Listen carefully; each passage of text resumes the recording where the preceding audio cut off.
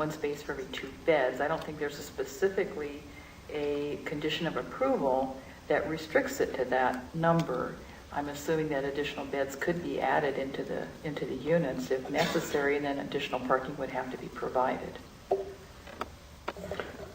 As an applicant, would you object to us putting a limit on the number of people who could live in that facility?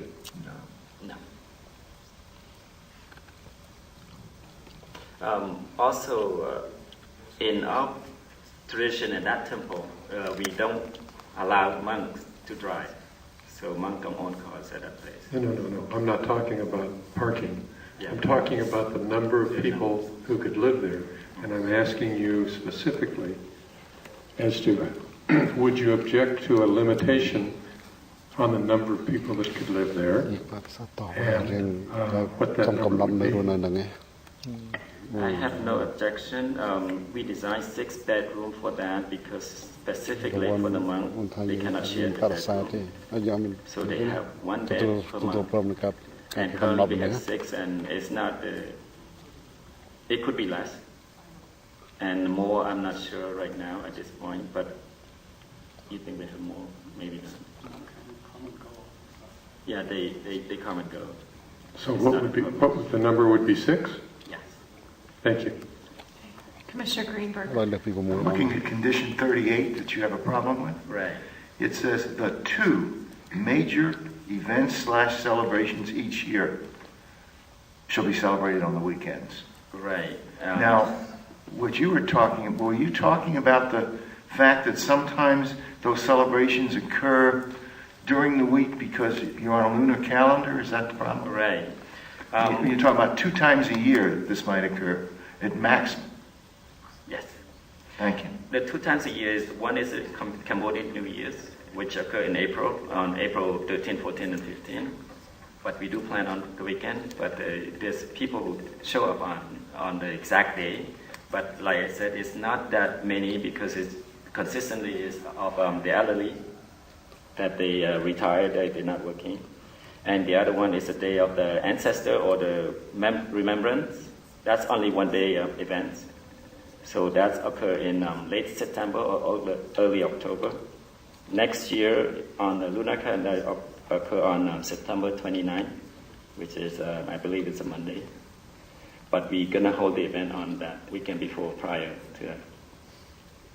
Thank you. Is it Ms. Ben or Reynolds who? It was me. Oh, I just wanted to chime in on the issue of restricting the number of people that could occupy. I didn't want you to get an unrealistic expectation that that is actually something that the city could enforce. As with any other residential type facility in the city, you can't really put a numbers limitation on it. It would be governed by the state health and safety code in regard to the size of the unit. And most units can legally accommodate quite a number of people. So you couldn't really artificially restrict it by saying there could only be X number of people living in there. If they would comply with the state law, then they could have as many people as they wanted in there. Thank you. Commissioner Samir. Yes. As far as the part that exceeds the height limits, I understand, I can see on the temple, the center part exceeds it. Is there any other part that would exceed the height limits other than that one part on the temple? Yes, Commissioner, I believe both buildings, both the temple and the monastery hall exceed the height limits. And I think it is because of the unique architectural design of the peaked roof. Okay. So both buildings exceed height limits. All right. Another question I had is, you have 2 events or things that you have during the year. What is the activity here the rest of the year? How many people there, or when do you have anything that you would be using that, and how many people would be there during that time? The rest of the year is the planned activity based on probably individual planning and based on invitation. So they're more likely to plan on weekend. So when it's a planned activity, it's not the number of people who show up for the ceremony or celebration, probably less. than the traditional one, 2 times a year. So is there any, during the week or any other time, is this used only when there happens to be some particular ceremony or something like that? Or is there any other, during the week, are there people there other than, I'm sure there's the monks at the monastery, but other than that, is there any activity during the rest of the time? Okay.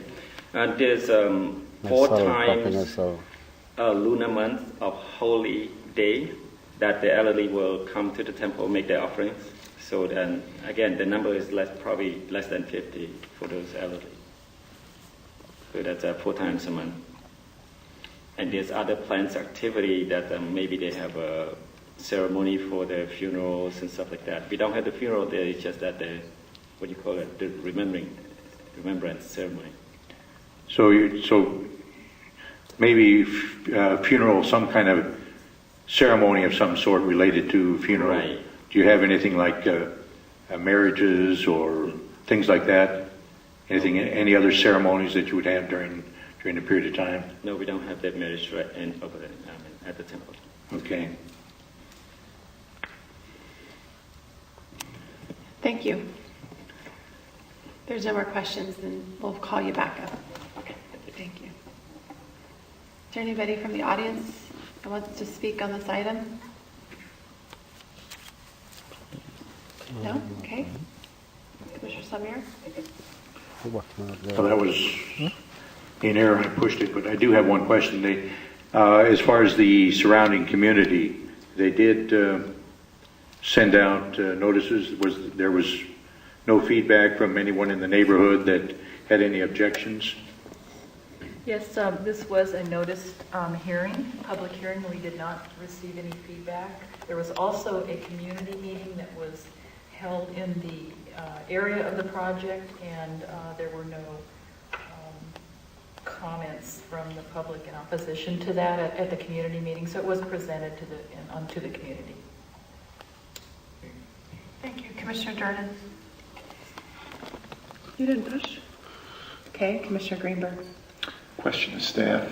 I hate to admit this ignorance after being on this commission for so long, but I did not know that in R2N zones, the height limit is 25 feet. Is that right? Yes, that's correct. And in R1 zones, it's normally 28 feet? It's also 25. Pardon, it's also 25? Yes, Commissioner. Okay, then I've learned something. Thank you very much. I think there's a little problem of taking a culture that wasn't thought of when we put together the long zoning codes and making it work right. I think that this does put those two together in an admirable way, and will be an asset to the Cambodian community and to the city as we build a Cambodian town in that area. I commend the community for what it's doing, and I've watched it grow and kind of struggle to learn how to do things in this country, and you're doing a great job, and I'm sure you will continue to grow and probably do an even better job in our community. It looks weird by any zoning standard we'd use for American architecture, but I understand your architecture, and I think it's required for the kind of building that you're putting up, and I'm very pleased to make a motion to approve this project, to approve site plan review and a conditional use permit, and standards variance for a building